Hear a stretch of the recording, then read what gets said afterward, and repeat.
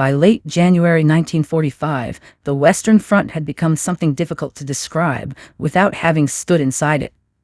The cold was not merely weather. It was a condition of the war itself, inseparable from the mud, the rubble, the smell of burned timber and diesel, the particular silence that fell over a landscape after artillery had finished with it. Snow came and went across the Rhineland and the borderlands of Western Germany, but the frost never fully retreated. American supply lines stretched thin across roads that had not been built for this weight. Units moved constantly, forward and sideways, and sometimes back, absorbing villages that had already been destroyed once and were being destroyed again. In the midst of this, a secondary crisis had been building for months, one that no planning manual had seriously anticipated. Prisoners, thousands of them, then tens of thousands, then more. Among them were women. They had served the Reich in roles the German state had long insisted were not combat roles, though the distinction had grown meaningless by the end. Luftwaffe auxiliaries who operated searchlights and fire control systems during Allied bombing raids. Signals clerks who routed communications for units that no longer existed.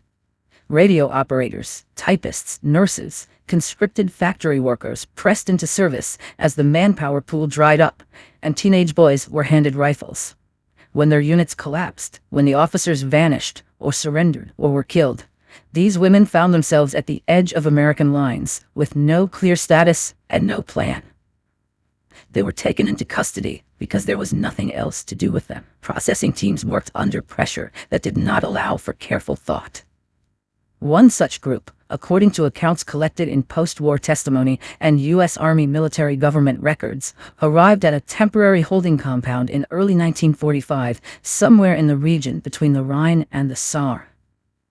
The camp had been assembled from whatever was available, which was not much.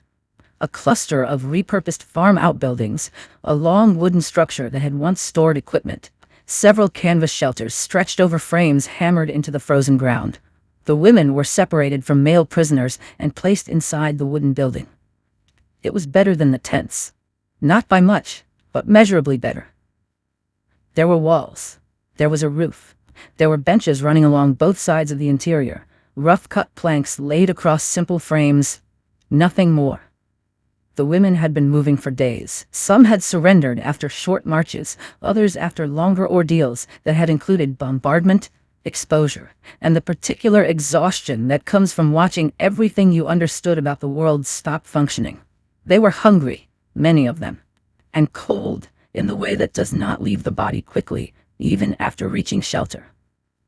When they were finally told to sit, the relief was immediate, and then almost instantly inadequate.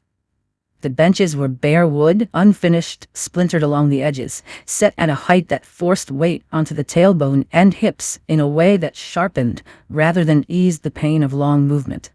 Within minutes, women were shifting, rising slightly, adjusting, unable to find a position that did not ache. It began as quiet complaint, passed between women in Low German that the guards could not follow. Then someone said it plainly, not loudly, not defiantly, just honestly. The way a person states a fact when it can no longer be ignored. Sitting hurts. Several women nodded. Others repeated it in different words. The benches were the problem. After everything they had endured, after the retreat and the surrender and the long uncertainty about what would happen to them, what they could not manage was the bench. A guard noticed. He was young, one of several posted inside and outside the building, an infantryman pulled from the line for rear area duties he had not expected. His German was limited to commands, but he had eyes, and he understood bodies. He saw the way the women sat and rose and sat again. He saw the grimacing. He walked to the nearest bench and pressed his own hand against the wood, testing it, as though confirming something he already suspected. He said nothing. He left. The women did not expect him to return. They had been prepared by years of propaganda that neither side fully recognized as propaganda while it was happening, to understand the enemy as a category rather than a person. American soldiers, they had been told in various official and unofficial ways, were undisciplined, vindictive, prone to the kind of violence that defeated armies suffered as a matter of course. Complaints from prisoners were not merely pointless under this understanding.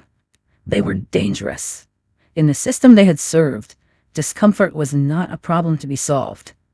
It was a condition to be borne, evidence of weakness if acknowledged aloud. The guard came back. He brought 2 others with him. Between them, they carried U.S. Army wool blankets, folded, and a bundle of straw gathered from somewhere nearby.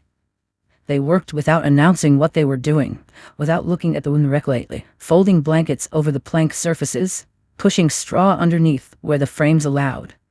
One guard ran his hand along a particularly rough edge of wood and spent several minutes smoothing it with a small tool he had pulled from a jacket pocket.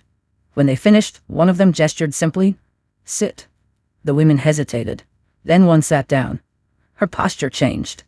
Not dramatically, not with any visible relief that could be called relief, but measurably. The hardness remained. The cold still rose from the floor.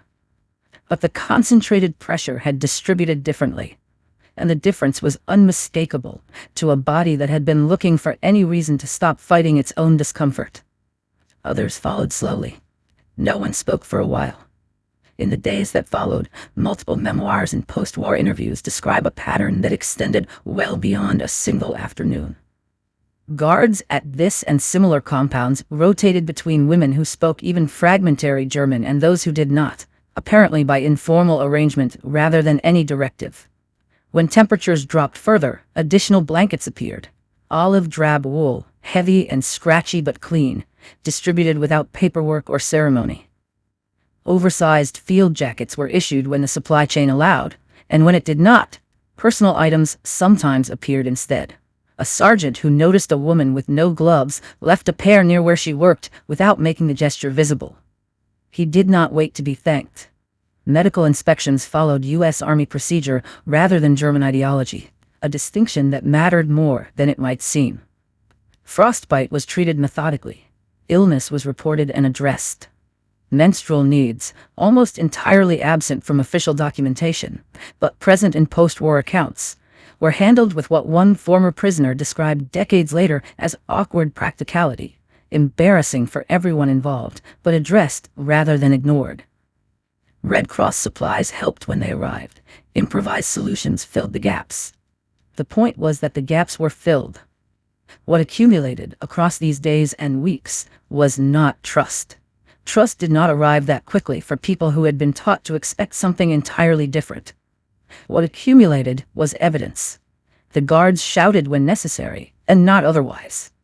Rules were enforced consistently, which meant they could be understood, which meant they could be followed without constant fear of arbitrary punishment. When an infraction occurred, the consequence was predictable and proportionate. There were no collective punishments for individual behavior. No one was made an example. Authority operated here through procedure rather than terror.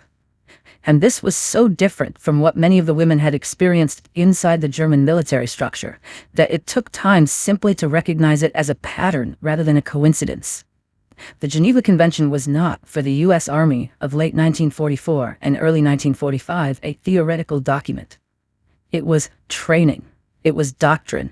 It was the standard against which officers were evaluated. Abuse was investigated when reported, imperfectly, inconsistently, but genuinely enough to create a culture in which cruelty was an exception rather than an expectation. This did not produce a perfect system. Food was basic and sometimes insufficient. News from home was non-existent. Many prisoners did not know whether their families had survived the bombing of German cities that continued even as the ground war collapsed.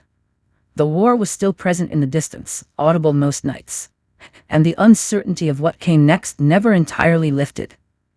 But the bench did not hurt as much, and in a situation defined by loss of control over nearly everything, that was not nothing. When the camps dissolved and the women moved on to larger facilities, or were eventually released into a Germany that no longer existed in the form they had known, they carried particular memories alongside the larger ones. Not the surrender.